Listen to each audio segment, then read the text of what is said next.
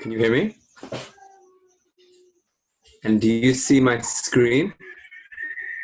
Yeah. I don't see it now. 1 minute. What do you see on the screen? It says there's a Zoom. There we go. Yeah, Safari. Oh, yeah? Yeah.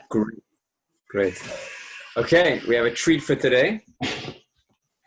Baruch Hashem. I was zocher to be with the boys on a tiyul today. So the regular Pirkei Avos shir I wasn't able to prepare. But if you haven't ever heard me talk about this topic before, then are you in for a treat? This is the shiur that is on Parsha Shlach, and this is one of those shiurim which I feel is very much part of my my core ideas that I wish to share.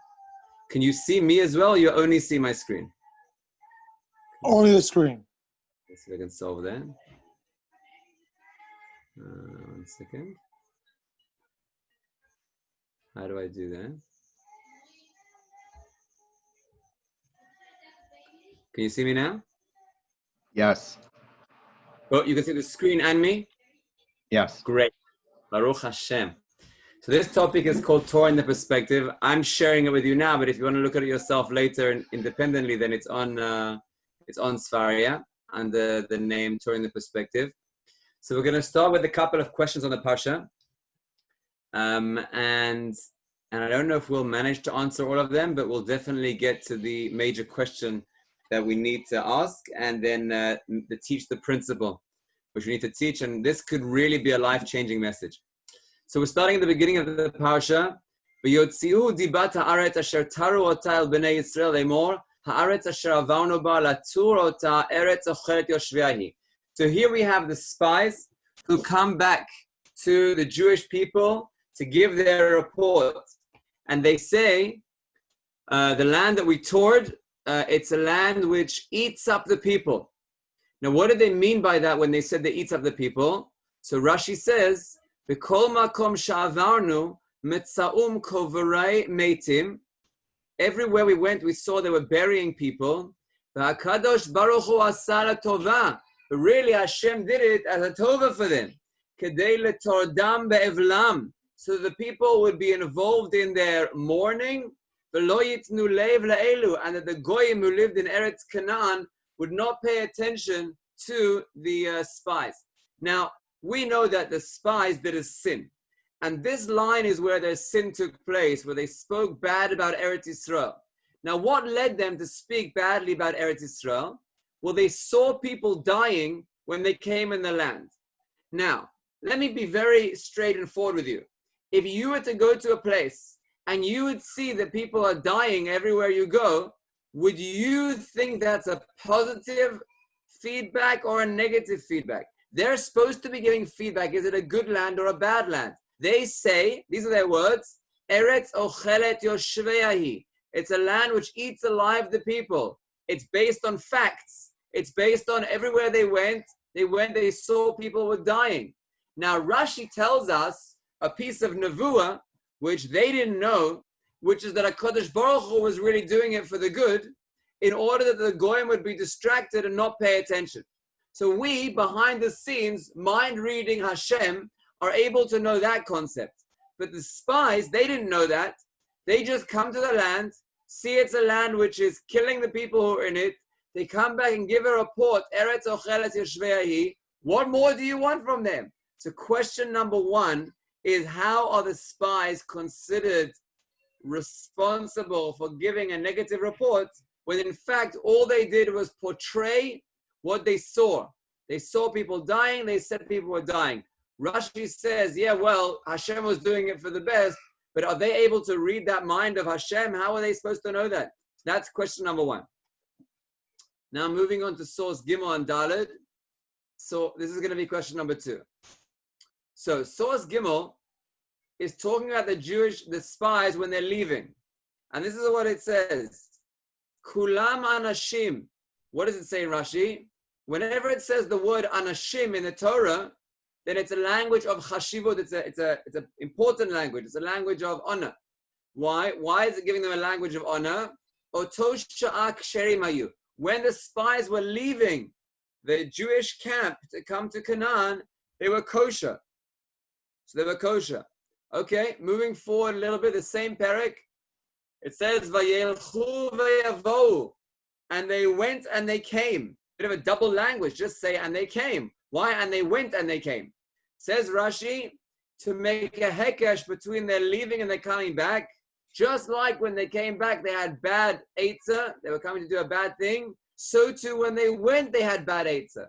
So when they left, they had bad intentions. One moment, we just said a moment before in Rashi, when they left, they were kosher. Now we're saying, same parak in Rashi, when they left, they were going with the eitzah ra. So were the spies evil when they were leaving, or were they kosher when they were leaving? Seems to be a contradiction. So question number one, how can you hold the spies accountable? They were just reporting facts. Question number two, were they good or not good? Contradiction in Rashi. Here it says they were kosher, here it says they were not kosher.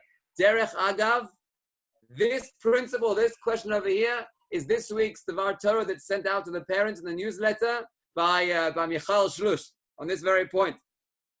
Okay, question number three. It says in the end of the parsha, let's skip a little bit. It says in the end of the parsha, and you should have tzitzis, and you should remember the mitzvahs of Hashem, velo taturu, and you shouldn't stray after your eyes. Now that word taturu is an unusual word. What does the word taturu mean? Rashi is aware that we're not so familiar to that word, so he wants to give us an example of what that word means. Says Rashi, this is Rashi on that pasuk, source Vav, says Rashi, lo taturu, kamo mitur haaretz. It's the same word like it has in the beginning of the parsha. The word taturu is the same root of the word mitur haaretz. So what's the connection between the words? Just like over here it means they went to look at the land, to seek out the land, to spy out the land. So too, you shouldn't spy after your heart and your eyes. You shouldn't be straying after them. It's still a bit of a kvetch. I mean, the word taturu means to stray after your eyes. And the word mitur haaretz means they went to spy the land. Is that exactly the same word? What's Rashi making that connection between the word mitur haaretz and lo taturu? There's some inner connection there. Rashi's telling you it's the same concept, it's the same word, but in English, we would use it differently. We would use this word and say they were straying after their hearts and eyes. And this word we were using, they would say they were spying the land. So if the Torah is using the same word for both, there's some common theme that's going on between the lo taturu at the end of the parsha in tzitzis and the mitur haaretz, which it says at the beginning by the spies. What is that inner connection? What is that, not an English word maybe, but what's the inner concept that would link those two that Rashi is coming to tell you that it's the same idea? Now, if we're already on this Rashi, it's interesting. There's a principle that whenever you come to bring a proof for something, you bring a proof from the first time that it appears. You don't bring a proof from much later on. Now, I was seeping through the parsha, and I was saying, when is the first time the root of taturu, tur, appears? And I'm just showing you here that in Perek Yud Gimel, there are 3 times that the word tur appears before the one that Rashi brings.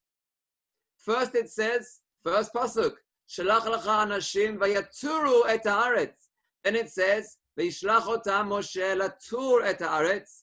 And then it says in Kaf Aleph, Vaya'alu vayaturu et haaretz. What took Rashi only so long, only to pick the 4th time that the word latur appears in the parasha to bring that as the example? This is really a strengthening of the last point.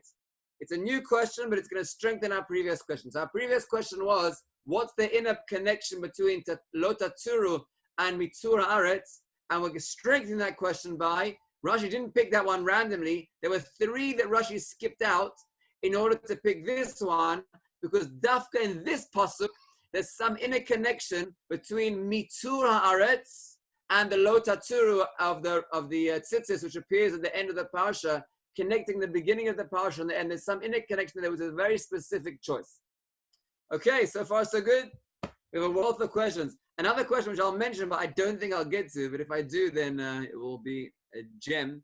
It's just the order is very interesting. It says in the parsha, Lo tatsuru acharei levavachem, your heart, v'acharei einechem. So please note, in the pasuk, the heart comes first, and then afterwards comes the eyes. When Rashi is commenting on this pasuk, he writes over here, ha'ayin ro'ah, the eye sees, v'halev chomed, and the heart desires, and the body goes and does the avera. Rashi, you're not loyal to the pasuk. The pasuk says first, acharei levavechem, and then acharei einechem. First heart, then the eye. When Rashi quotes it, Rashi first brings the eye, and then he brings the lev. If Rashi is reversing the order, that must be that he understands the pasuk has something to do with the reversed order of these two. That's why how he's interpreting it. Why does Rashi reverse the order? If we get that question too, it'll be a big neches. It'll be a big value that we'll get to. Okay. Rabbi, So yeah. can you just repeat one more time the second question? Okay, I'll do them all very quickly. You ready? Question number 1. How can you hold the spies accountable for just reporting that it's a land that kills the people? That's exactly what they saw. There's no way they could have known that it was for the benefit. Question number 2. Rashi says that when the spies were leaving, going out to spy the land, in this Rashi, on Pasuk Beis, he says at that time they were kosher, and on this Rashi, he says they were going with evil intention. So it's a contradiction. Were they kosher or were they evil? This Rashi says, Ota sha'a kisherim ayu, at that point they were kosher, and this Rashi says, V'alichatan, when they went out, the eight sara'ah, they had evil intention. Contradiction if the spies were good or bad when they left. Question number 3, there's the word taturu at the end of the parsha, and mitzura aret. What's that inner connection between the same root of tur and tur? And then strengthen that question is, why did Rashi choose the 4th time in the parsha to bring that root to teach you what the word latur means? And then we added in another question 6, which was the order is reversed. In the pasuk it says acharei levavechem v'acharei einechem, and in Rashi it says ayin ra'ah v'lev chomed. All clear? Oh, that's a lot of work. We've got a lot to answer. Okay, I'm going to give now a little background. I'm going to speak outside a little bit. What I'm saying now is from the Alei Shur. The Alei Shur is in Chelek, the book Aleph, the first book. I can't at this very moment remember where it is exactly, but I think it is right at the end of the first section of the 3rd section. Meaning there's 4 sections. Yeah, there's 4 sections in Alei Shur. Aleph, and in the 3rd section, it's broken up into 3 parts, and this is not right at the end, but close to the end of the first of the 3rd sections. Okay. The Alei Shur writes the following. There are 3 stages in a person's development of an idea. When a person has an idea, it has 3 stages. Stage number 3, which is the last one, is where he presents his idea. This is my philosophy, this is my belief, and that's the idea that he states, this is what I hold of, this is my hashkafa. He's got his idea. But the Alei Shur's purpose here is to go deeper and understand, well, how did that person create that philosophy? Or how did he come to believe that? Or where did that hashkafa come from him? And we're not talking here about people who are just born into a family and they just have the hashkafa of their family without having thought it through. We're talking here about people who have their own ideas, their own beliefs, their own philosophy that they came to through their own thinking. Where does that come from? So the final stage that we see, what they're presenting is their hashkafa, and there's nothing much to do with that. That's just a fact. But where does that come from? So if you go back a stage, where that comes from is, well, they look around the world, they see things, and with the evidence of what they see, they create a hashkafa. Right? So, just to give an example that I once read in a non-Jewish book, a very valuable book, but anyway, so it's by Malcolm Gladwell, if you've read it. So he writes there a very interesting thing. He says that the Americans and the East, the Far East peoples, I don't remember which country exactly, they have very different mindsets towards work. How much break you should give kids and how hard you can work the kids. And he shows a very interesting point. I don't know how well proven it is, but it's fascinating. He said, and he brings evidence for this, like from writings of the people who found the educational movement, both in America and in the East. Where did they get it from? Well, you wouldn't believe this, but it comes from the type of agriculture that they have in their countries. This is what he writes. He says that in America, a main crop is wheat. And wheat in a field is a type of a produce that you have to let the land replenish itself. You have to you work the land, and then you have to leave the land for a while so that all the nutrients in the earth can replenish themselves again. And only when the earth is replenished, then you can work the land again. They took that model from what they saw in agriculture, and they said, well, that's how people are as well.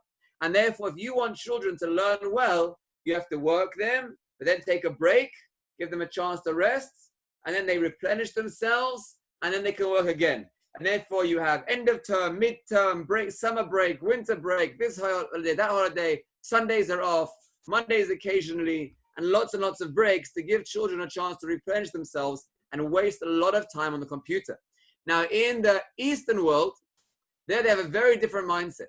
There they do rice planting. Now, apparently, rice planting, if you go and research that topic, the way that works is the exact opposite. The more you keep it going, the more it continues to produce in a successful way. But when you stop it, then the whole process has to start again, and then it doesn't function well. It only functions well if you keep it going non-stop, going, but not having to stop the whole thing and restart the whole thing. So their Asian mindset, you might say, is one of work the kids hard. The more you work them, the more results you will produce. And this isn't their Asian mindset. Now, who's more successful? Well, I don't know. If you've ever been in a public school in America and you compare the American kids to the Asian kids, you may have a conclusion about that topic. But either way, they both develop their mindset towards education based on what they see. They look at the world, they see facts of the world, and they base the opinion on the facts they see. So stage number 3 is the philosophy. Stage number 2 is the evidence, the facts, what they see. Now, here's the big question. If you look around the world, you'll pretty much always be able to find evidence in opposite directions. And let me even bring this back to Torah for a moment and say that if you have an agenda, any agenda you have, pretty self-assured that you will be able to find Chazal or a pasuk to back you up. Anything. You want to hit your children? I can find you pasukim for that. You want to say you shouldn't hit your children? I can find you pasukim for that. You want to say you should rest? Find pasukim for that. You want to say you should work hard? Pasukim. You want to say you should be stingy? There are pasukim or there are gemaras. Any direction you wish to take, anything. You will be able to find sources in Chazal to back up any idea. And that's a dangerous thing. Because if that's the case, then how do you know what's correct? So like we've spoken many times in these shiurim, is that the truth doesn't come from an extreme opinion. The truth comes from knowing each extreme and then finding where each one applies, which scenario each one applies. So of course you can find in Chazal opposing views because they're different sides of the spectrum. They're not opposing. They each have a place where they're supposed to be expressed. But someone who's biased, he won't look at the full spectrum. He has an agenda. He'll be saying, I want the Torah to say this. Let me go and research where I can find a Torah support for my idea that I want to happen. He'll then go and find all the very biased or presenting one side of the issue sources to present his view, and he'll come to you with a well-presented Torah thought. So when you meet him, this is what you'll see. You'll see a man who will have a philosophy with Torah to back him up and evidence from the world. He will show you cases that he's personally seen or heard of others, and he will show you psukim and he will show you gemaras that support his case. So he's got a philosophy, it's based on evidence, but what we're trying to understand is there were also psukim the other way, and there were also gemaras the other way. What led him, with this eye of his, to determine that he wants to only notice those psukim and only focus on those gemaras, and then to make evidence from those and to build a philosophy from that? What caused that? And here's a major topic. A person's midas, their character traits, and primarily where they're off in their midas, where they're not well balanced in their midas, and they are coming to justify any idiosyncrasy they have in their character traits, where they're off balance, they need to justify it. They need to find sources to back up their place where they're holding. And they need to find evidence doing the same. So what they'll say is, they say, you think I'm off center? Look, he's doing it, and he's doing it, and he's doing it. You think I'm off center? Look, Chazal say you should do this. You think I'm off center? Look in Mishlei, Koheles. I can find you many sources, both in Jewish writings and non-Jewish writings, which support my idea. In fact, there's no problem or issue with me. What I'm telling you now is, I think, is the Torah way, the way of truth. Everyone in the world should follow this way. Whoa, whoa, whoa, whoa, whoa, whoa, whoa. Anytime someone ever says to you, this is the truth, and everyone should follow this, and it's an extreme opinion of a balanced side, you know there's an issue there. You know they're trying to cover up something, or they're not aware that they're trying to cover up something, but they have a trait which is off balance. They then look for evidence to support their own view, and then they create a philosophy, because what are they going to say? Are they going to say, I'm lazy, it's hard for me to get out of bed? There's no way they're going to say that. That's a bad trait. So they'll say, well, I have to wake up early. Look, that roommate doesn't wake up early, and the other room doesn't wake up early. And I even once saw a rabbi walking into the yeshiva a little bit late.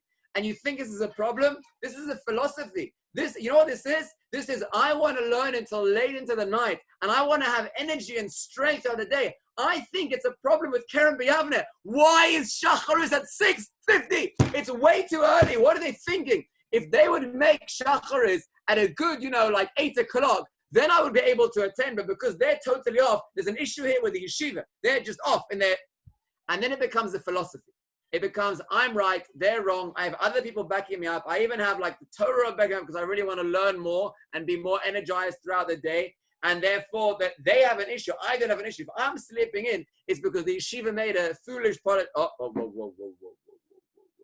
Where did your philosophy come from? Changing the rules. You already, in your imagination, found your own yeshiva, which will start at 11 p.m. in the morning, in the night. So that's how long you've been sleeping.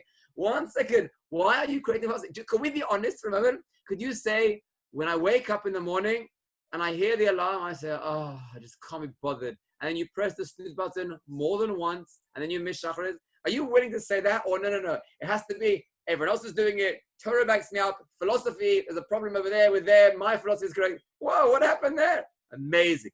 Those are the 3 stages that Ali Shaw writes. So if we go in order, not in reverse order, but in proper order, it emanates from a person's character traits. Because of their character traits, they then view the world in a biased way in order to support their own idiosyncrasies, their own lack of traits, which they don't want to admit to, so they rather want to justify by finding things in the world which support what they're holding. Once they found that evidence, now they turn it into a philosophy. When they present it to you, you have no idea that it emanates from their bad character traits, unless, of course, you've heard this shiur and you know this concept and you're able to read right through them. But naturally, you wouldn't know that. It just looks to you like a very well-grounded philosophy. It makes a lot of sense. They have evidence to support it. That's the principle that we're teaching today.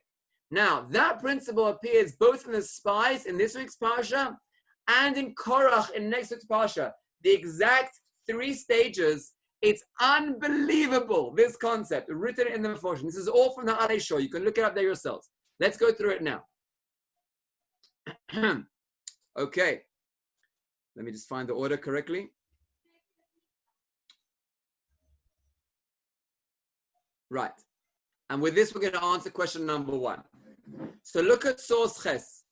V'hanashim asher alu imo amru, lo nuchal la'alot el ha'am, ki chazak hu mimenu. The people said, and this is a philosophy here, they're not giving any background to it, they're not giving their opinion about it, they're just saying a fact. This is the facts. We cannot conquer the land, they're stronger than us. That's a fact. Okay, when the Jewish people hear that, they don't know anything of the inner workings of the spies. They have no idea what was going on in the spies' inner mind. All they hear is the spies say, the land is very strong, we can't conquer it. Philosophy. Now going back to source Aleph over here, what led them to believe that philosophy? What did they see that was so strong about the people? Well, I'm not sure exactly what they saw, but I can tell you what they did see. They saw that it's a land which is eating the people alive. And where did they get idea from? From evidence. They have things supporting them. Look, this is a land which is killing its people. Now we ask question number one, how can you hold the spies accountable for what they saw? They saw it. It's a fact. It's impossible to conquer the land. It's a bad land. It's a land which kills people. It's a chazak place to be. Please note over here. Right, we'll get to the Zohar in a second. Answer to question number one. When it says HaKadosh Baruch Hu Asar Tova, you understand from Rashi, they were expected to know that. They were expected to realize that if the people are dying, then that's happening for their benefit. Now, how are they supposed to realize that? And here comes the way of solving the principle that we just said. If you're aware that that's the concept, there are three stages: bad character traits, evidence and reality, philosophy, then you can have a self-awareness at the first stage, and you can say, why am I seeing it that way? Why am I seeing things negatively? Why am I noticing all the bad in the world? Hashem didn't bring me to this world for bad. Hashem brought me to this world for good. That means that everything that's happening in this world, from a God orientation, if you have a Jewish perspective of realizing Hashem's hashgacha in the world, everything you will ever notice is Hashem's doing, is Hashem's being. And Hashem does everything for the good. That means that any evidence that you ever see in the world, you as a Jew are expected to interpret it in a way which is Hashem is doing this for the good. If Corona happens, you have to find a way how Hashem is doing this for the good in your personal life, how you can grow from it. Anything that you ever see in the world, you have to look, I know Hashem runs the world, I know everything Hashem does is good. What good is there in this that I can grow from, that I can learn from? Therefore, when the spies come into the land and they see that people are dying, they see that they're kovrei meitim, it was a given from HaKadosh Baruch Hu's perspective. It was expected from them to think to themselves, 1 minute, why are people dying? I know everything Hashem does is good. Chasdei Hashem. You know how we were so scared they would catch us? We were so scared that the goyim here would see us and kill us. And look at that, they're all so busy. No one even noticed us coming in. They were expected to interpret it that way. If you're not interpreting it in the way of, this must be Hashem's doing, then it's emanating from bad character traits. It's emanating from negativity. What was the negativity that it was emanating from in the spies? This is a quote from the Zohar. Here in the desert, we are leaders of Bnei Yisrael. In the land of Israel, we will not merit to be leaders. The Zohar writes, at the beginning of this week's parasha, the Zohar writes, the spies had honor. When they were in the desert, they were the leaders of Israel. They knew that once they entered the land, they would lose their role as leaders. All the Jewish people would spread out and be settled in all different places across the land, and they will no longer be the leaders. And they were scared. They didn't want to lose their honor. And therefore, they said, we'll look in the land and see what we can use as an excuse to prove that it's really a bad place. And then we can come up with a philosophy to tell the people that objectively it's not a good place for us to go to. So look at the three stages. Stage number one, bad character traits. They have honor. They don't want to lose the honor. Stage number two, they see people dying. That's facts. They see the facts. How do you interpret the facts? Could go two ways. God's way or bad character traits way. God's way would have been, and this is the truth always, because Hashem is running the world for the good. So God's way would have been, Hashem is doing this for the good so that the goyim won't notice you and you can just travel through the land. But they were looking at it through the perspective, their lens of their negative character traits. What did it end up being? We want honor, must be a bad land, and therefore It's eating the people alive. Wherever we go, people are dying. It's a bad place. Then they went way beyond, and then they said, and therefore there's no way we can conquer it. It's going to eat us alive. It's a strong land. Forget it. It's not an option for us. That's example number one of this principle. Let's see example number two. Korach. Korach also had a philosophy. What was the philosophy of Korach? V'yikalu al Moshe v'Aaron v'yamru aleihem. It's supposed to be aleihem, but they changed it to aleihem because they thought it was Hashem's name. Rav lachem ki kol ha'ida kulam kadoshim u'v'tocham Hashem u'madua titnasu al kahal Hashem. Amazing, right? If you are standing in the congregation of the Jewish people and you hear Korach, he's a new leader, he has a philosophy, he's claiming that Moshe and Aaron are taking all the honor for themselves. Why are you doing that? We all stood at Mount Sinai. Kulam Kadoshim, a type of a communism. We're all equal. Everyone has rights here. Now, when you hear that, that's a philosophy. You can't argue with that. Sounds very fair. Give equal rights to all the people. But where did that emanate from? I only hear the final stage, the stage of the philosophy. But where did it emanate from? So let's have a look over here. Rashi says,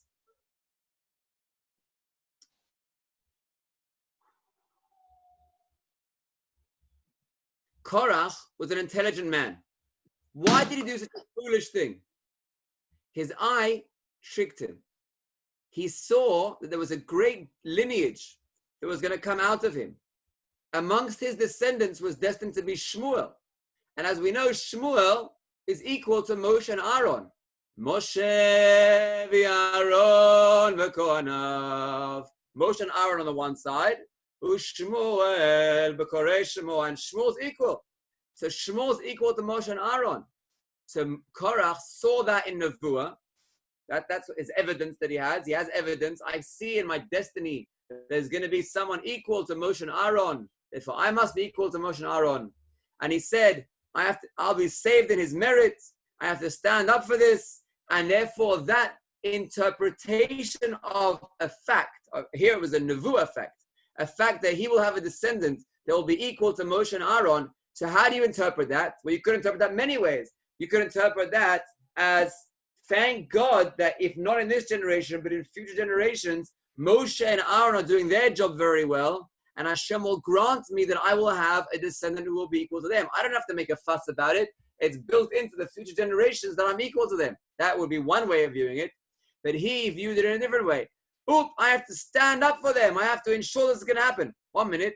You saw in Nevuah it's going to happen anyway. You don't need to stand up. Never mind. Where did that emanate from?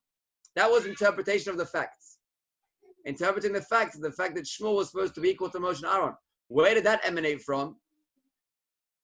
Says Rashi, what did Korach see to argue on Moshe? He was jealous. Jealousy. He was jealous that Moshe appointed Elitzaphan ben Uziel in charge of the Kahat. And that was based on Hashem, Al Pi Adibur. But Korach got upset about that.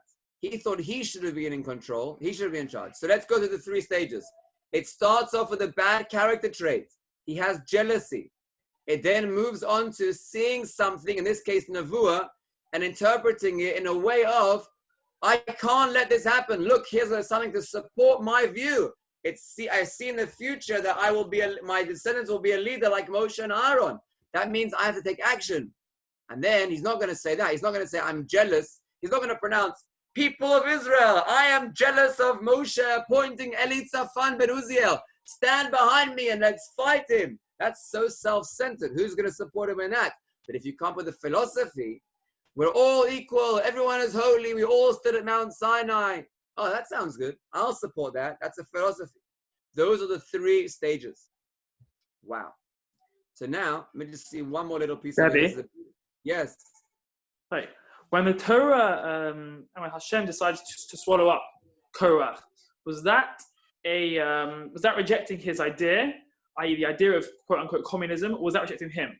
Because the idea itself doesn't seem to be implicitly dealt with, does it? 1 minute, I'm trying to find you. Oh, no man. When HaKadosh Baruch Hu ate Korach alive, he does not address the issue at all that Korach presented, because that's not relevant. That wasn't ever the point.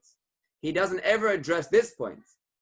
Hashem goes straight to the source of what it was. You're jealous, and if you're trying to make a rebellion, off with your heads, into the grave, into the ground. It's not relevant, the philosophy. Hashem wasn't even addressing the philosophy. He was saying straight to the core of the matter. But the philosophy itself may be a good philosophy. Hashem hasn't dealt with the idea. Maybe not at that point. Maybe right, maybe not. Hashem's not relating to it. It's not relevant. A philosophy may be correct if it emanates from you're looking at the facts as the will of Hashem.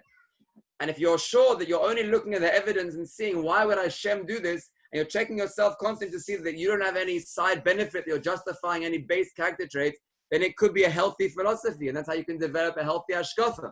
But in this case, where you know that it emanates from bad character traits, you ignore it. You just don't even pay attention to it. Maybe in a different opportunity it will be good, maybe, but not right now.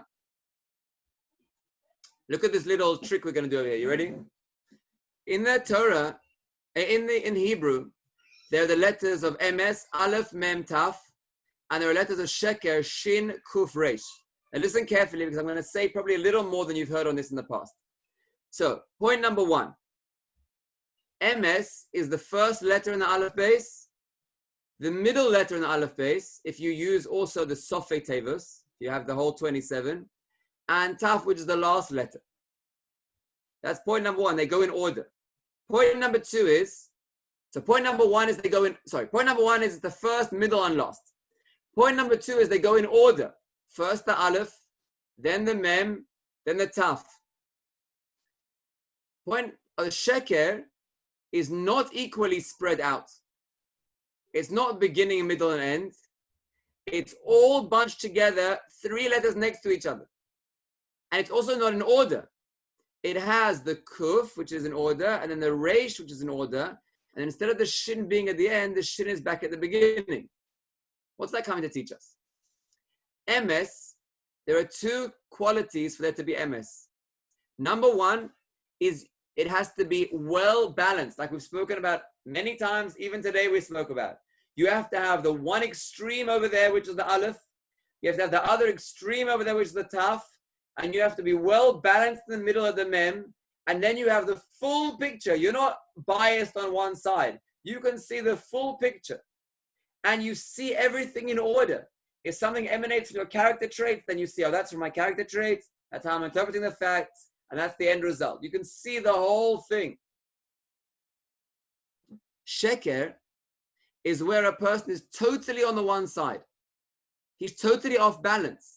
He's only seeing things, if you like, weigh up all the letters of the Aleph base, all the way on the one side of the spectrum. That's what he's seeing. And here's the clincher. Look at this. What does he do? Imagine the Shin was at the end, and the Shin represents his end goal. But he doesn't wait for the end goal. He puts the end goal at the beginning, and then he interprets all the facts accordingly. Meaning with the Aleph, he doesn't know how things are going to work out. He's just being truthful. He goes in order. Aleph, Mem, Taf. With the Sheker, he wants to get to the end, but actually he already has the end in mind all the way at the beginning. He's already got an agenda. The Shin represents the agenda. He has the agenda, which is supposed to be the end, but he puts it all the way at the beginning, and then he interprets Kuf and Reish in order to fit into what his Shin is. That's the Emes, and that's the Sheker. Wow. So that's Emes and Sheker. The spies did that. Where do we see in Chazal the spies did that? In Sanhedrin. In Sanhedrin, as you know, we read Megillas Eicha on Tisha B'Av. And Tisha B'Av was the day which we mourn the sin of the spies. Is Tfilas Eicha in order of the Aleph base or not? Usually it is. Aleph base Gimel Dalet Hey Vav Zayin Ches Tes Yud Kaf Lamed Mem Nun Samach. What's after Samach? Supposed to be ayin, but in the Eicha it's first pei and then ayin. Switches those two around, and then it carries on tzadikuf reishintaf in Eicha. So the Chazal asked the question: Amar Rabbi Yochanan, b'shvil ma hikdim pei la'ayin? What's the reason why in Eicha all of the letters are in order, but the letter pei, the pasuk that begins with the pei, comes before the pasuk that begins with an ayin. Why is that order reversed? Answers Rabbi Yochanan. Bishvil meraglim, because of the spies. Shemru b'fihem ma shelo ra'u b'eineihem. They already had an agenda.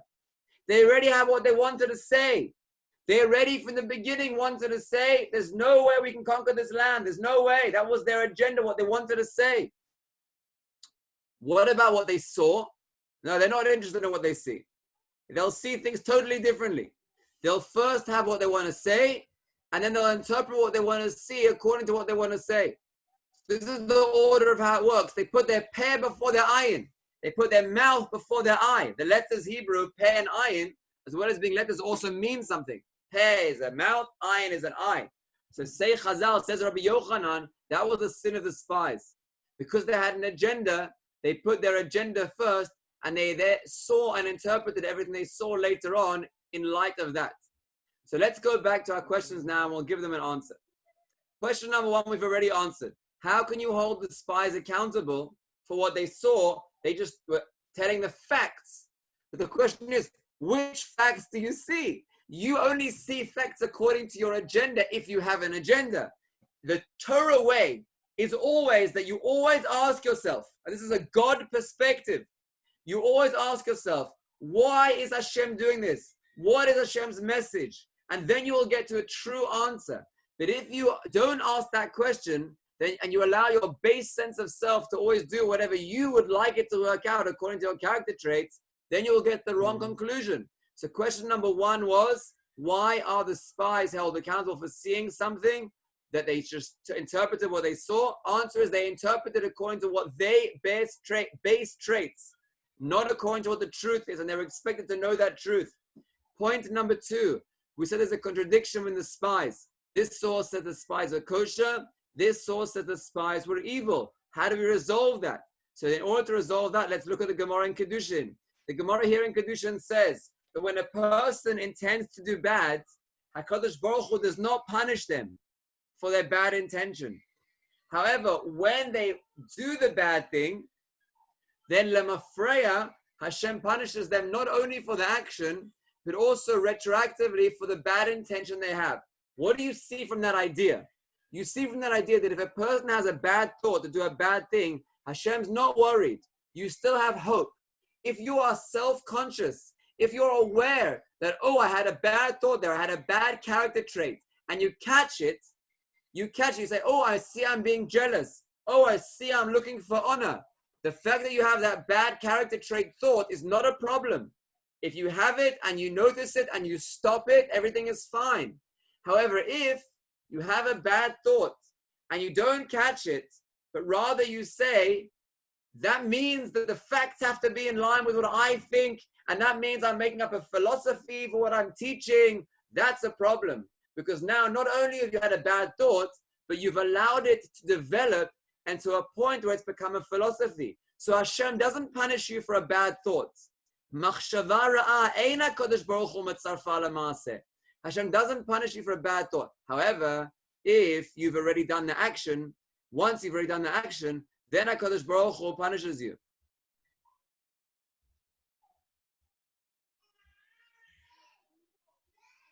What does that mean, he punishes you? It means that you've allowed it to develop. So let's go back to answer the original question. Here it says that they were ksherim. Why? They had bad thoughts. No contradiction here. They had bad thoughts and they're still kosher. Because if you have a bad thought, that doesn't make you not kosher. That makes you opportunity to be self-aware. That's a good way of looking at it.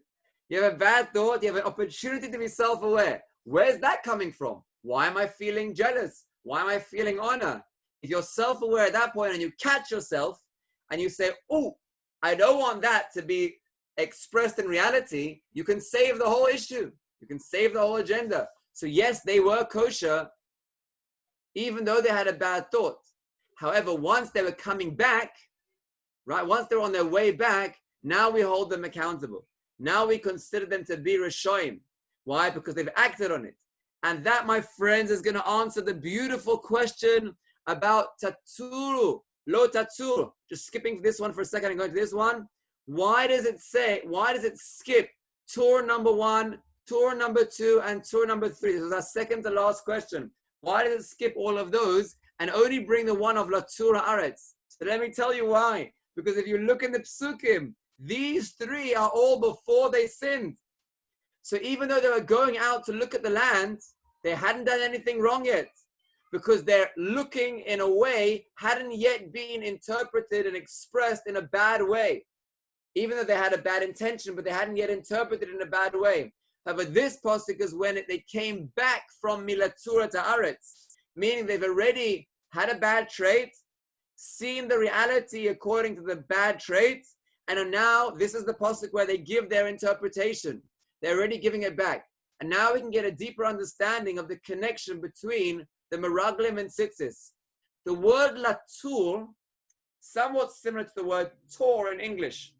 What's the difference between someone who tours a place in English and someone who lives there? Someone who lives there, he looks deeply. He's inherently connected to it. Someone who comes on a tour, he only sees the external things. He only sees, oh, that's pretty, that's nice, that's lovely, but he's not necessarily seeing the depth behind it. When you wear tzitzis, there's a goal in the tzitzis, which is to ensure that you aren't latur et haaretz, but latur. What is taturu? Taturu is, let's going back to Rashi now, is where your eyes look at things, you then desire things, and then your body wants to do the action. But we noted that it's the wrong way around. Why does it say the eye sees and then the heart desires? But really over here, it's acharei levavachem first and acharei nechem afterwards. So my friends, listen deeply to this point. What's the reason why your eyes see things the way they see them? Why do you interpret things in the way that you interpret them? So the Torah is telling us, the Torah is the depth and Rashi is the external expression. The Torah, let's do Rashi first. Rashi is the external expression. Externally, you first see something. After you've seen something, then you start desiring it. And then desiring it, you do it. That's the external expression. But the Torah is telling you the deeper understanding. What made you see it in the first place? Why did you notice that point? Why did you look at it in that way? There was actually a desire that existed even before. And that's what caused you to notice, to look at that thing to begin with. You already had a desire in your heart. And because you had a desire in your heart, you were looking to express that desire in some way. So whilst Rashi is saying the external expression of it, the Torah is telling us the internal depth behind what's happening. And that, my friends, is called Latur.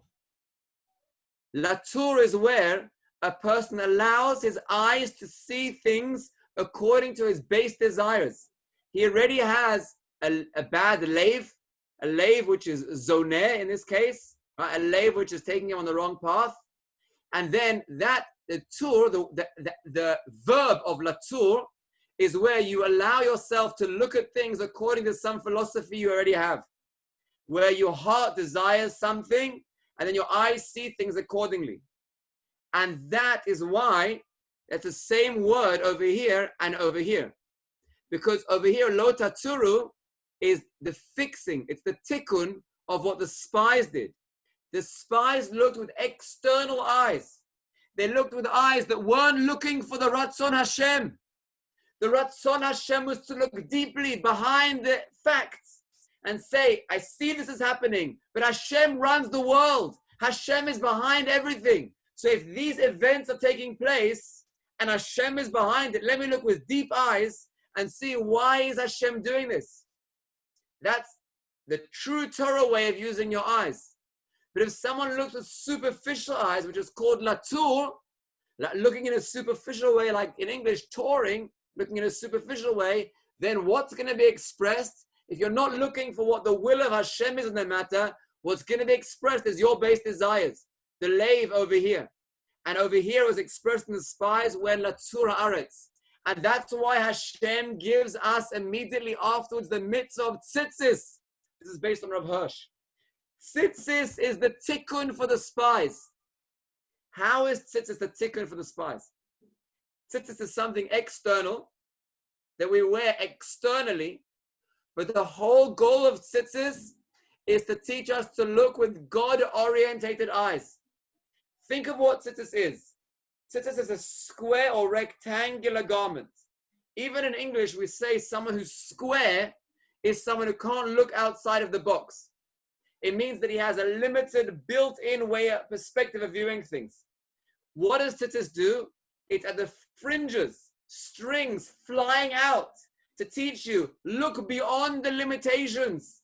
Don't look from a limited perspective box with superficial eyes, but rather the goal of tzitzis is to take you beyond, to take you outside of that box. Okay, I'm willing to go outside the box, but now I'm outside the box. What am I supposed to be looking for? I could see anything. There are so many things I could see there. Says the Torah, I'll tell you what to look for. Look for the tachlis, the end purpose. The same letters of tachlis is techeles. And what is techeles supposed to remind us of? Say Chazal, all the way down here in Menachos, skipping quite a bit. Ma nishtana techeles mikol minei tzivonim, mepnei she'techeles domeh leyam, v'yam domeh l'rakia, v'rakia lekisei hakavod. The purpose of tzitzis is to be a tikkun for the sin of the spies. The spies used superficial eyes, and instead of looking beyond the limitations of the physical world and seeing Hashem, they just saw what was in their limited body, their limited character traits, and they saw what their heart desired. Acharei levavachem, and then after Acharei nechem, what the evidence that they had, and what did they see? They saw honor. That's what they saw. Opportunity for honor. How is tzitzis a tikkun? Because if you think of it, this is quite far-fetched. I look at my tzitzis, I see the blue string, which is tcheles. That reminds me of the sea, and that reminds me of the sky, and that reminds me of Hashem. Who thinks in such a way? Whose mind works? Sea, sky, sun, Hashem. If you have a God-orientated mind, that's where your mind will take you to. If all you're thinking about is Hashem, then anything you see, anything you notice will always bring you in your thoughts back to Hashem.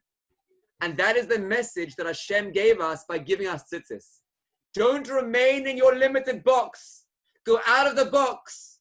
Go beyond those fringes, those strings taking you beyond. And what do you look for there? You look for tcheles. Well, what is tcheles?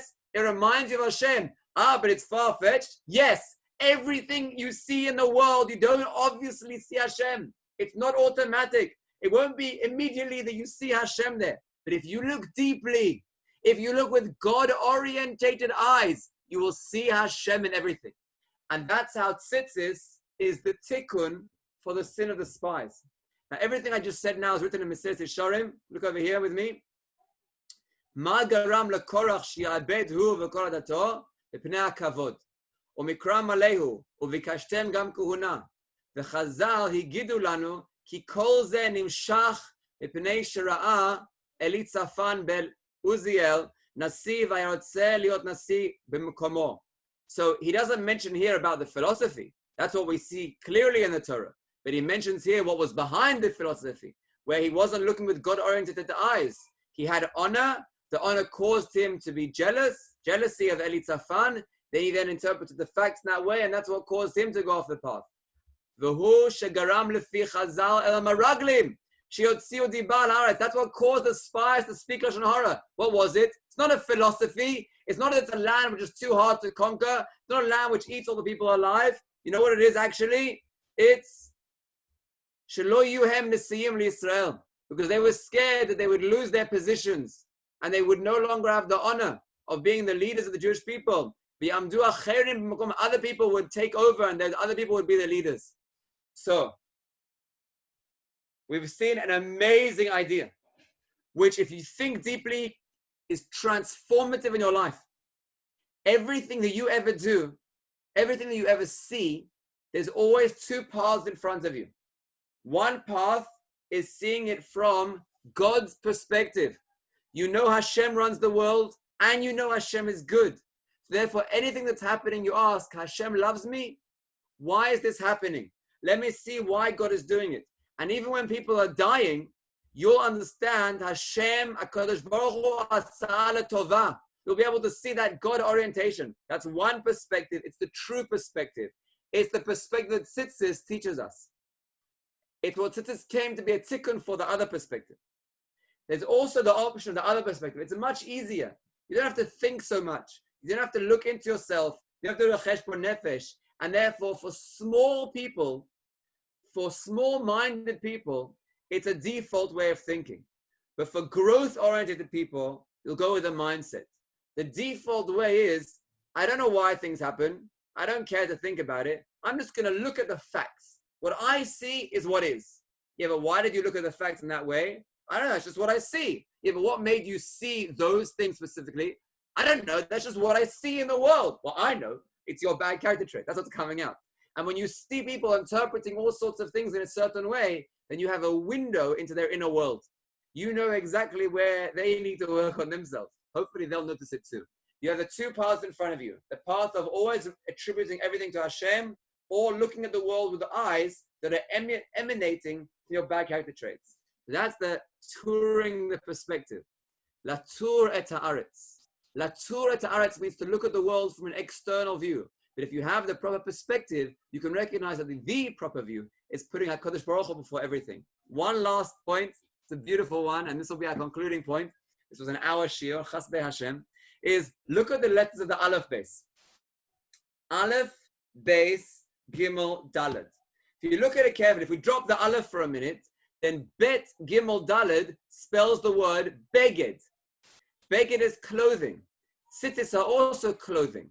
Why? What does Beged have another meaning? Yes, it has two meanings in Torah. One meaning is clothing, and one meaning is livgod, which means to be a traitor. Be a traitor? What's the inner connection between being a traitor and clothing? What's the inner connection between those two ideas? So I didn't quote it, but if you look down here at the Rambam, then clothing is something over here. Clothing is something which if a person dresses according to who he authentically is, then the clothing will be a true reflection. But he could also dress in a way which is not a true reflection of who he is. I could put on clothing of a dayan. People think I'm a dayan, but I'm fooling them. I could put on clothing of a policeman. I would fool them. I could put on clothing of a doctor and fool them. And it's Purim. So you can dress in a way which is a traitor to who your inner world is. People sometimes dress up in a way which is beyond their honor. Sometimes people dress up which is below their honor. So Bet Gimel Daled means clothing, but it also, you have to be careful because it could also be a traitor. Why is it being a traitor? Because it's missing a letter. What letter is it missing? What letter is supposed to come before the Bet Gimel Daled is Aleph. And Aleph always represents Hashem. So if you put the Aleph at the beginning, like is the order, like when is being a traitor? When are you being a traitor? When you ignore Hashem at the beginning. When you didn't put Hashem at your perspective at the beginning and you ignore the Aleph, then what do you end up with? Bet Gimel Daled, Buged. Someone who's rebelling against Hashem because he gave you eyes to see him and you're ignoring him. You're ignoring Hashem's perspective and seeing your own perspective. That's being a traitor. But if you put the Aleph at the beginning, then you have the Riyat Hashem, the perspective of HaKadosh Baruch Hu without Aleph at the beginning. Yashar Koach. So we have Divrei Torah for the Parsha, but way beyond that, we have a great insight for the rest of our lives. Ashrecha Yisrael.